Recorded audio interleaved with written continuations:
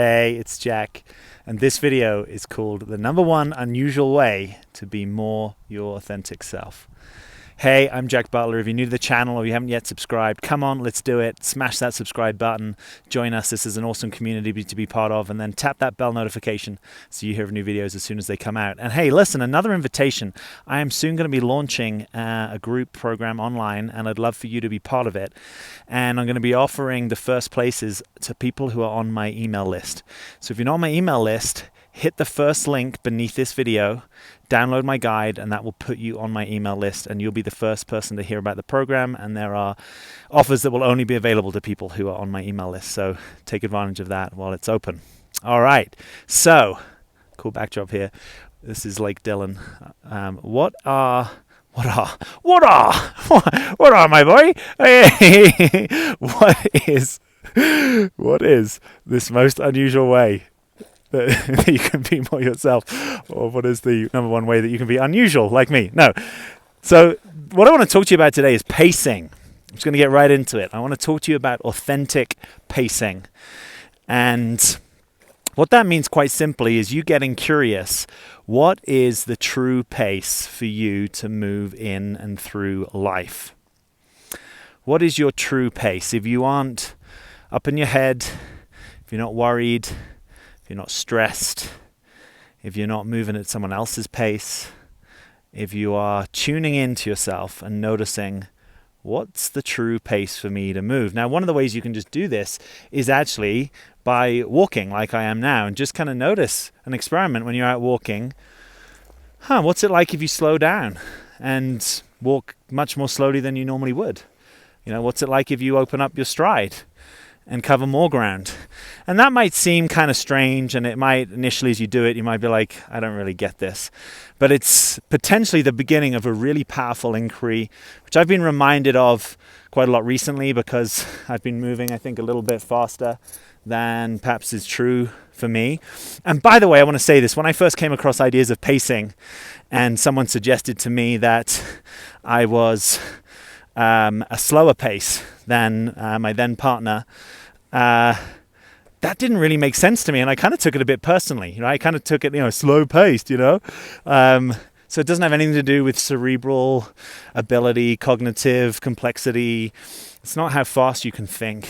It's actually to do with how much of life you take in one go. So people who are slower paced often are taking in more information in one go.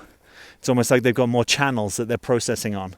Whereas people that are faster paced tend to have fewer channels they're processing on, so they tend to move faster. They take smaller chunks of life or reality in and process them more quickly. And by the way, we all have a range with this, right? So it's not like it's just a completely static thing. But what was really powerful for me back in the day was to notice I always ran up the stairs. I guess as a kid, maybe in my family growing up, we kind of ran up the stairs, so we moved pretty fast up the stairs. And one day, I remember this, just actually, I think it's when I was still living in Clapham in southwest London, and there weren't even that much of a stairs. There was like a mezzanine level, so I had like a few stairs, and it just kind of dawned on me, like I always just bound up those stairs, and it doesn't have anything to do with whether I'm like really needing to get to another room, or like urgently need the bathroom, or like I'm super, super busy today. It's just habit. And so part of your habitual self, or what some people call the conditioned self, or in this context we could call your less authentic self, part of that may be having you move at a conditioned pace, right? Which could be the pace that you learned in childhood, could be the pace of mum or dad or a caregiver, could be the pace of your partner, could be the pace of your workplace, right? And you might want to notice, is that really true for you? Because if it's not, there are a whole set of negative consequences of that. You feel less yourself. You listen to yourself less. You trust your own guidance and judgment less. You're probably more stressed than you need to be. You probably find it harder to switch off, tune out, and relax. You probably doubt yourself more. You're probably more prone to worrying about the future. You're probably in a less healthy relationship with uncertainty. Maybe you just don't really feel like your life has the meaning and purpose and authenticity that perhaps you crave, or part of you at least knows or even just hopes is true.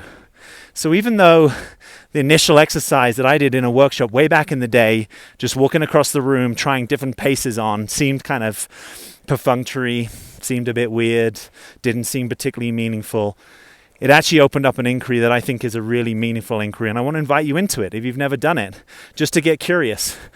What's it like to not bound up the stairs? What's it like to just walk really slowly? What's it like, and sometimes I have my clients do this. In some traditions it's called warrior walking, where you walk very slowly, very deliberately, and just notice each foot, each cadence, right? The rise and the fall of each step in service of your own meditation and in service of really getting much more close to life, right? It's like life can become a lot more intimate when we slow down into it. And I want to say I'm not making the assumption that your true pace is necessarily to slow down, because for some of us it might be actually to speed up a little, right? Maybe you've been in relationship with someone that's much slower paced than you, and you're always like, come on, let's go, let's get out, why are we still here, why are we waiting? And perhaps in that process, maybe you started to kind of disown or misremember what your true pacing is. Or maybe you're in a style of work that's actually kind of slow for you, right? Maybe you're working as a librarian, but actually you're much more of an outward bound, kind of get on it, make it happen kind of person.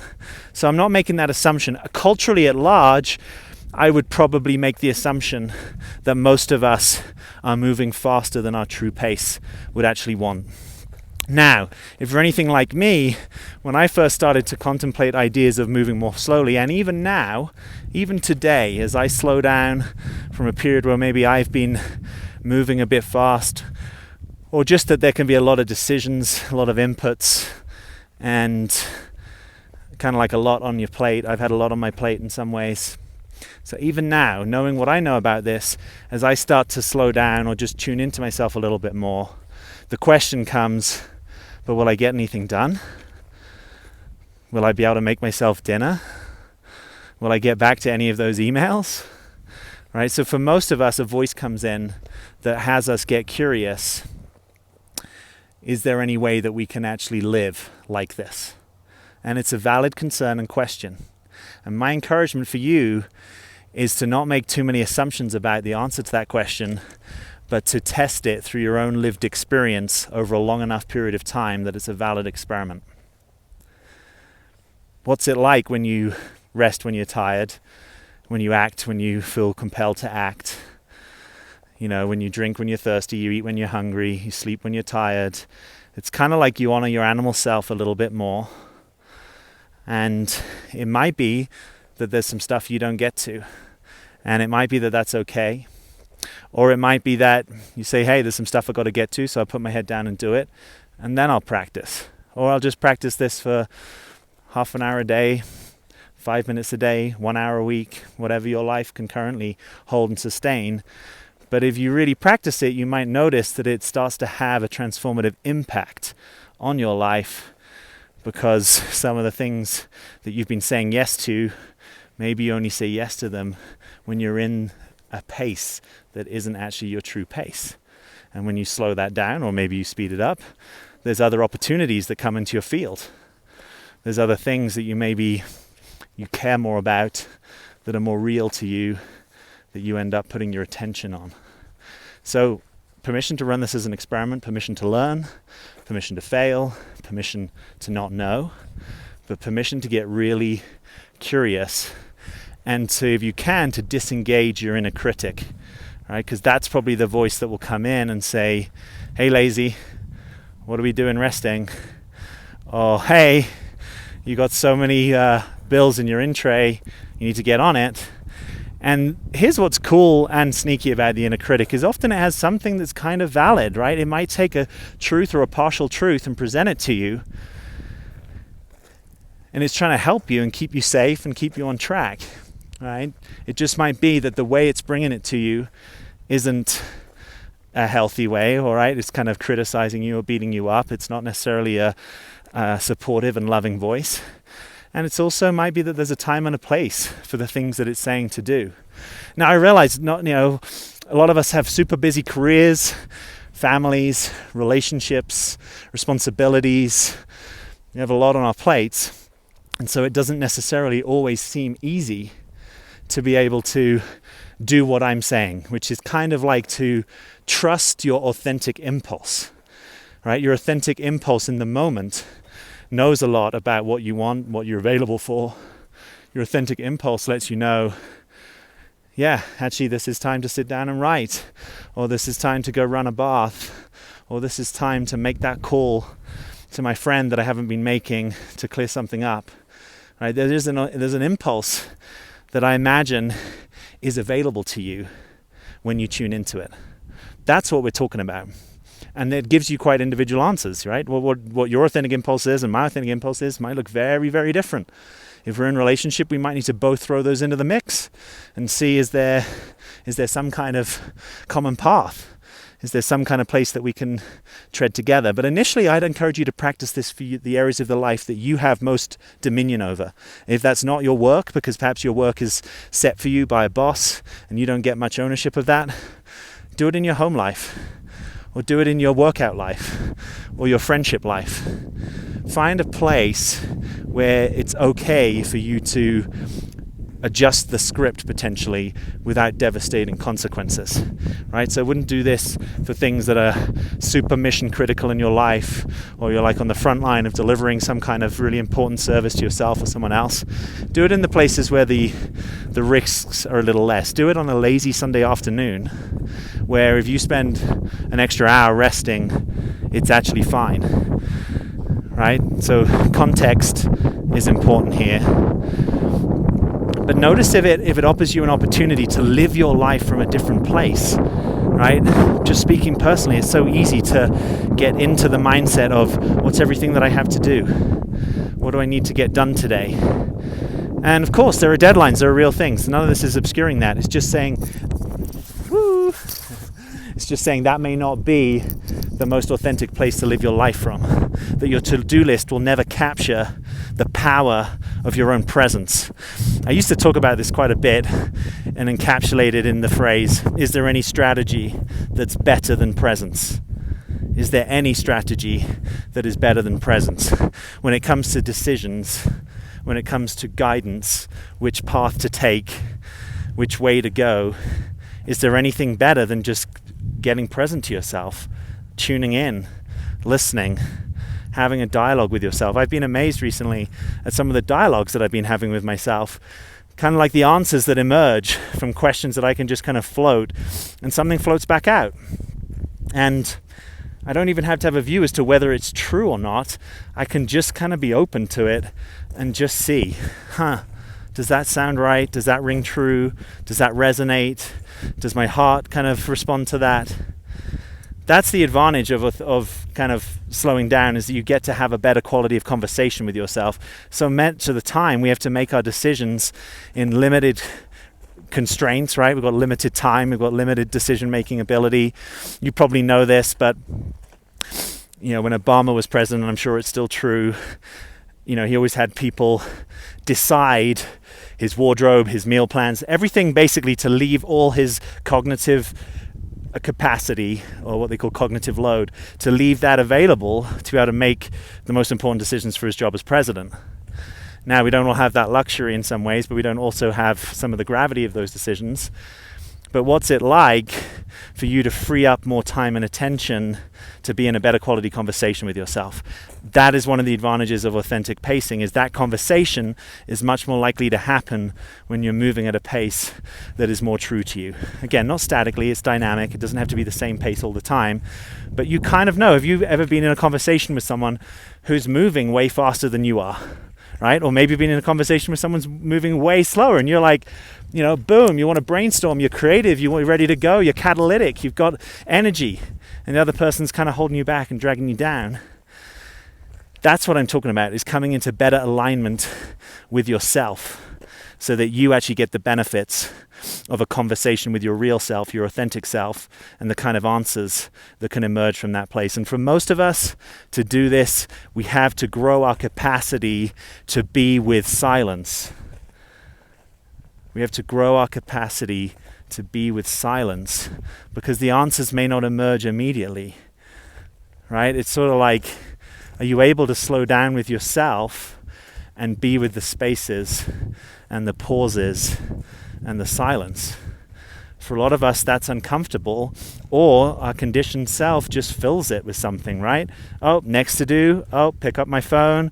Oh, check my email, check WhatsApp, check Messenger, check. Before I know it, I'm on a New York Times article. I'm reading. Now I've clicked an advert. And we're kind of down the rabbit hole. It's so easy to do in this kind of tech-rich, tech-addicted, and tech that's been designed in some ways to do that, right? To keep you busy on it. But what's it like for you to get more comfortable with, actually don't know what I need to do right now. I don't know what this moment's asking for me. Let me see. Let me get curious. And my experience is just being able to increase that pause. And I'm not talking about 10 or 15 minutes. I'm talking about seconds and minutes. That there's a different impulse that I actually notice. Like, I've been trying to work out which item on my to-do list I need to do. And then I slow right down and I notice, wow, my body is in pain right now. Or my body's aching. And what I really need to do is go and have a bath and just give my body some love. That's what I need to do. That's what I want to do. That's my authentic desire and impulse. But I don't get access to that if I'm constantly moving at this pace and I'm thinking, what do I need to do next on my to-do list? I'm not sure what's going on. What have I got to do today? Got so many different things going on. I'm not really sure. Oh, wow, let me look at that. Oh, I can't do that because I'm going back from that person. Let me see. Is that person gone back to me? Oh, yeah, let me get my email. Let me see. They haven't gone back to me. Oh, yeah, but Johnny's got back to me. Well, Johnny's got back to me. Oh, yeah, about that test he was going to do. Oh, yeah, let me see that test. Let me Google that. Let me look online. It's like, I don't know if your life is like mine, but it's very easy to get seduced into that in a way that is ultimately not fulfilling and doesn't really allow me right action. Right action is kind of, what am I meant to be engaged in right now? What is the right engagement for me in my life in this moment? And if I'm moving at a pace that's not really true, I'm not able to do that. Maybe actually I need to drop in with my partner and really slow down with them and make contact.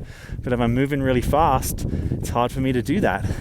I'm going to be in a very different kind of space with them. Maybe I've been cooped up all day. What I actually need to do is go and do some exercise and move my body. Right? So it's sort of living your life from a little bit of a different place. Of course, we all benefit from structure, habits, and routines. It's a super important part of life that they play. And this is sort of where that doesn't exist or where that doesn't serve you. It's turning it over a little bit to saying, is there such a thing that can be revealed to me through presence, through the power of now, right? Through this moment that sort of lets me know what's the right thing to say here. What does this situation need? What do I need? What does this other person need? What are we being asked to do? What are we being invited into? What is life calling us? Now, if you haven't lived much from this place, it might sound a bit woo-woo, airy-fairy, might sound like it lacks agency in certain ways. And again, my invitation is just to try it. I know from my personal experience that this kind of attuned place, I've come up with some of my best ideas, some of my most potent creativity, and sometimes I can work incredibly fast from this moment. It's almost like the difference between pushing something uphill and waiting until the moment when it's actually a downhill and everything kind of aligns. That's what this sort of calibration to yourself offers, that there's more aligned action. Now, sometimes there's a deadline tonight and you don't feel like working and you just got to make it happen, not afraid of a little bit of needs must, maybe some hustle where it's appropriate. I'm talking more about what's the dominant place that you're living your life from, not if there's a particular emergency or a very tight or unexpected deadline, right? We all have days where the car doesn't start proverbially or we spill the milk. Those things happen. But I'm talking about where's the dominant place that you're living your life from? What lets you know? Where is your action sourced from? Where is your engagement sourced from? How do you know what to put your attention on? So it's kind of like a very fundamental question, but the method that I'm suggesting is also really simple, which is just to notice what pace are you moving And when you get right in your alignment with your true pacing, authentic pacing, native pacing, that maybe your life has a kind of backdrop that actually feels more true, real, and aligned. And from that place, a lot of the things that maybe presented themselves as doubts, fears, and problems, maybe they look a little different. It's not to say that life will be easy. We're all going to have struggles on the path. Totally own that personally. But it's just sort of getting yourself in the best shape. And maybe an analogy for this, I've heard people who are really into hardcore workouts, right? And they take their fitness and their lifting, they take it seriously. But they also know that if they're feeling ill, that's not the day to go lift, right? You actually do more harm than good. And this is a little bit like that. It's saying, even if there's things that you want to kind of go out and do or get busy on, if you actually tune in and notice, this isn't the moment for that. This is actually a moment for some reflection or contemplation, or just being with myself, or some silence, or some slowing down, or some self-care, right? I'm just going to run myself a bath and kind of just take care of myself for 20 minutes. That when you do that, then when you do step into action, it kind of has more potency because you've built some energy, because it's right timing, it's right alignment, and because you didn't try and push it at a time when it wasn't that moment, right? It's kind of like, if you're ill and you don't work out, then on day 3 you're feeling a lot better, you go and have a great workout. And the impact of that workout will be felt for many days versus the suboptimal workout when you kind of push yourself when you're ill, that maybe all you do is actually have yourself feel a little worse. So, I'm curious if you're putting up what I'm picking down. Write me a comment below. I'd love to know what your experience is. I'd love to know if you've experimented with this or if you're willing to. Let me know the results or your intentions. And again, I want to invite you, download the Real Freedom Guide, because it will put you on my email list, and I'm going to be opening up the first places and once only available offer just to my list. So you want to be on that if you've got any interest at all of doing deeper work. So I thought I'd just end here with a little bit of a panorama of the mountains. Hey, thanks so much for being here. I'm Jack. I'll see you soon.